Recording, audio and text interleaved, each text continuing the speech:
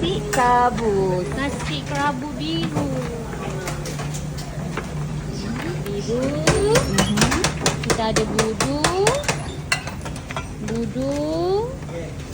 sambal, tumis. Okay. Oh ni Nanti kita tumis.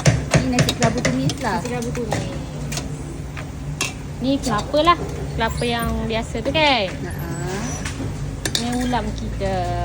Ulam kita tambah toge tau. Memang akan ada toge. Ha, macam ni. Lepas tu keropok lah. Ni keropok.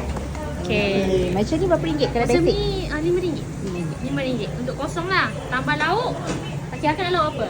Okay. Ada ayam percik, ayam bakar, daging goreng, daging bakar, lemak bakar. Lemak ni. Lemak ni kalau kita tengok nanti dah sikit kita akan panas balik. Kan daging Daging goreng. bakar dengan daging goreng. Daging bakar kat sini Okey. Okay, ni suara makan. Lemak bakar. Okey, kalau macam ni berapa ringgit? Macam ni 10 satu lauk. Aha, Add on 7. 7. Ha, So ha. 17. 17. Nak tambah telur masin tak? Boleh. Boleh. Telur masin RM1. Okey. Okay, akan tambah bawang tak? Boleh. Boleh. Kalau yang sukalah. Bawang jeruk.